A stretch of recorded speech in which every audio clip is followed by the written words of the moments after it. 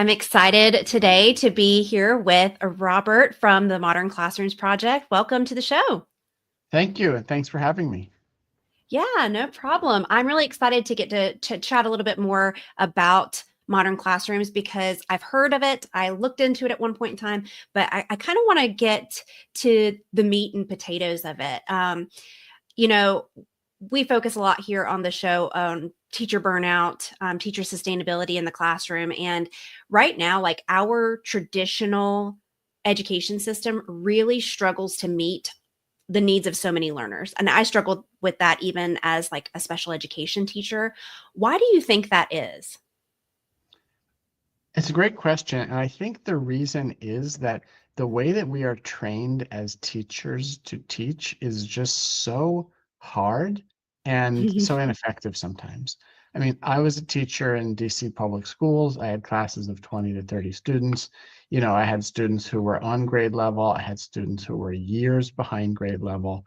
I had students who were chronically absent, students who were in class but dealing with things at home, and it was difficult for them to focus, understandably. And I was supposed to teach one lesson every day that could somehow meet all of their All needs. the And needs. like that was what I was expected to do, and it was impossible. And so I would just go Right. home at the end of the day feeling like I worked hard to plan a lesson, but it didn't work for every learner. Of course, it didn't work for every learner because they need different things. And I was miserable. I think that is the biggest reason is that teachers are being asked to do something that just doesn't really make sense. Yeah, it's impossible. I mean, just thinking about differentiating, people think, oh, you have to have like a different lesson plan for every student in the classroom. And I think that we get it kind of a bad rap for differentiation. But like, what shifts can teachers make it where they are better supporting those students and meeting their needs without burning out?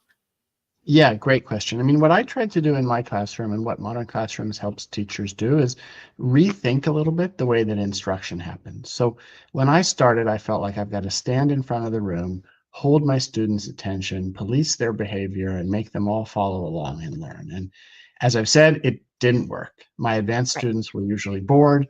My struggling students were lost. Some students were missing out altogether. So I tried to think, could I redesign just one lesson in a way that would work for every learner? And what I did is I took the direct instruction that I was going to provide and I put it on a short video.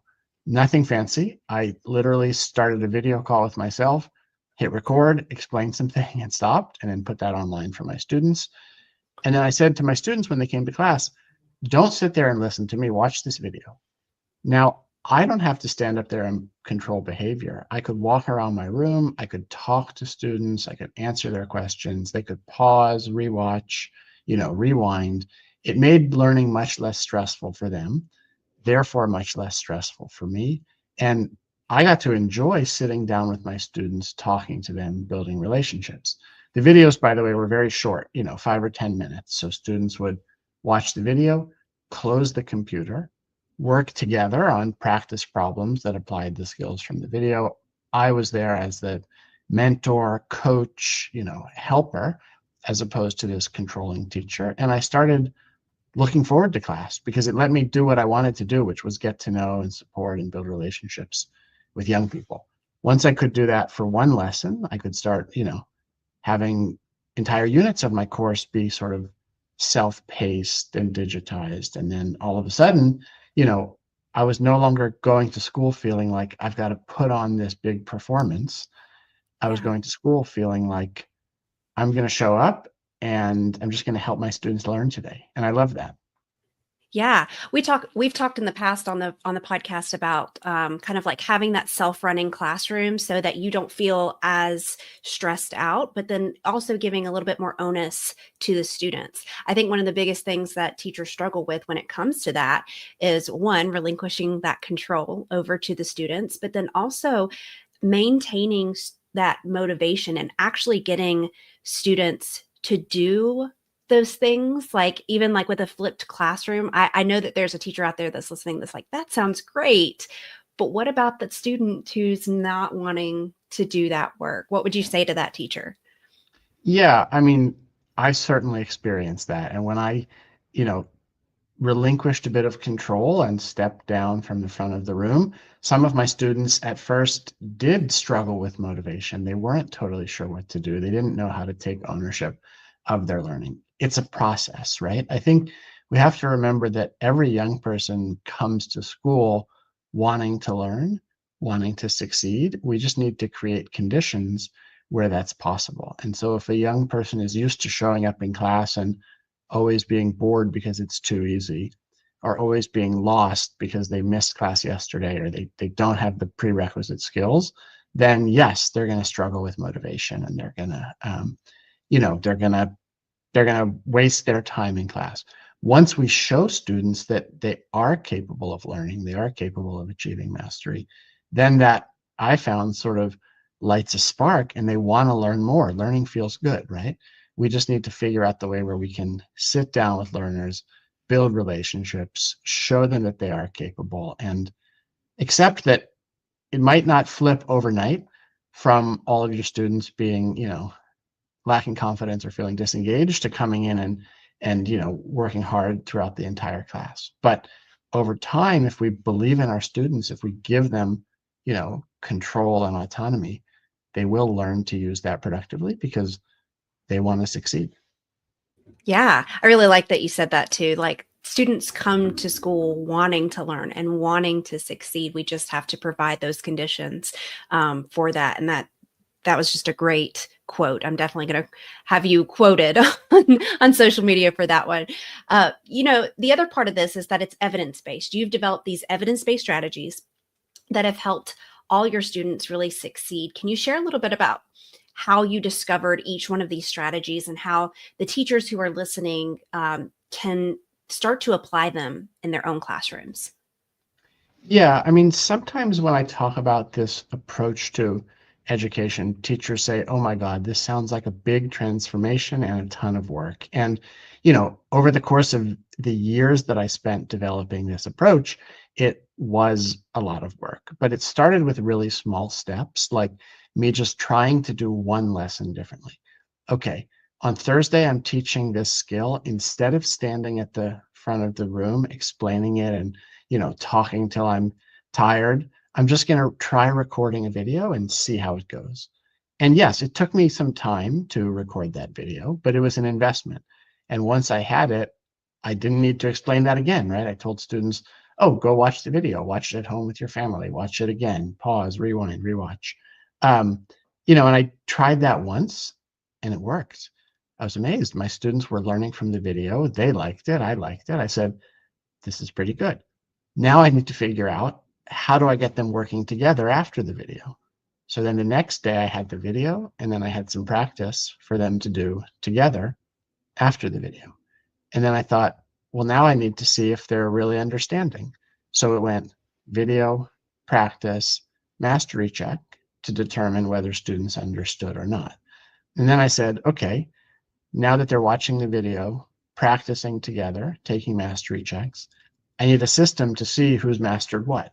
And so this model that feels kind of big and ambitious and comprehensive really just developed as a series of small steps of me trying to go to school, feel like I was meeting my learners' needs, and feeling like I could leave school with my head held high. I felt like I didn't feel like a failure anymore.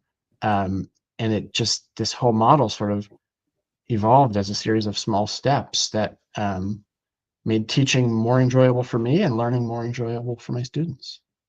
Yeah. While I'm listening to you talk about the video part, I know that there's a teacher out there that's like, I do not want to create a video. I just don't want to do that. Is that something that you found that has to be teacher created, or could it be something maybe that's pre-recorded by someone else? Have you found that that's like an important factor in the whole modern classrooms approach? I think it's totally fine to use a video from YouTube or by someone else. I found that my students liked my videos, and I also felt that it was hard for me to find videos on YouTube that really met my learners' specific needs.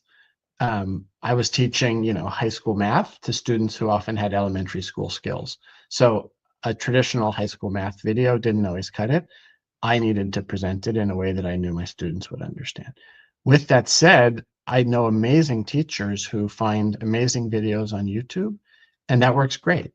The goal is not you have to create all your videos.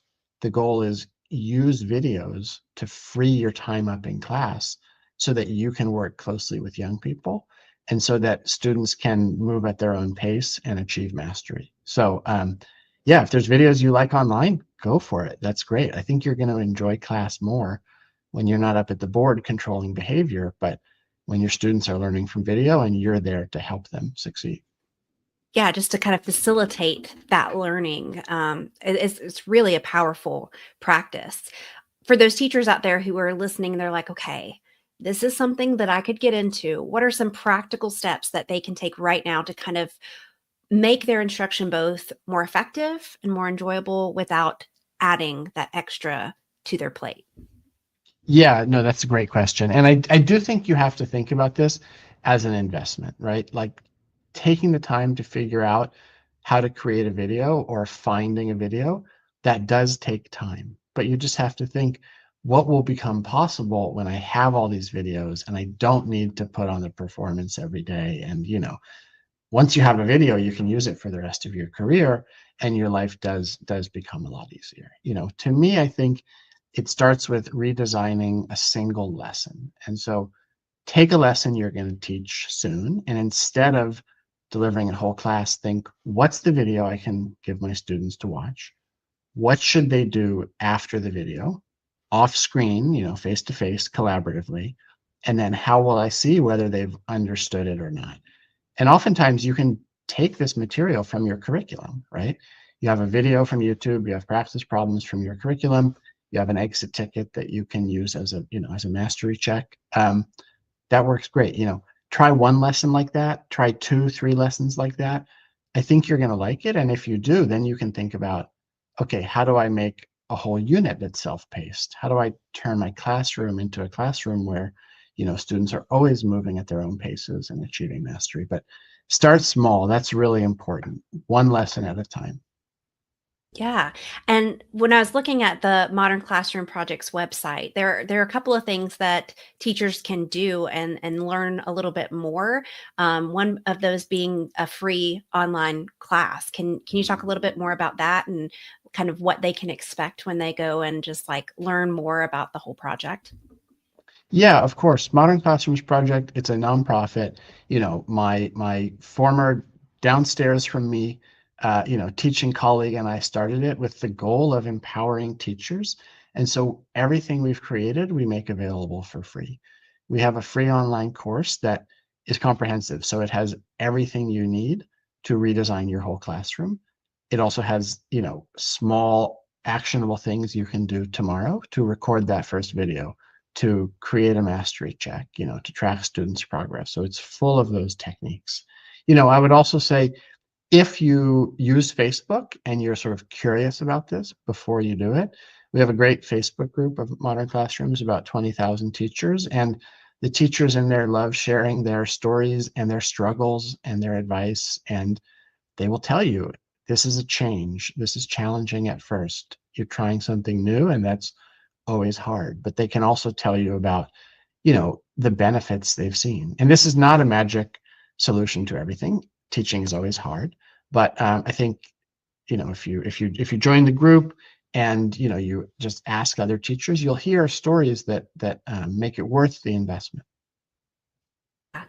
Yeah, so I'm going to put the links for all of that down in the show notes. That way, teachers can go, they can learn more about the project, get on board, and start making those small little changes over time to really start to enjoy teaching again.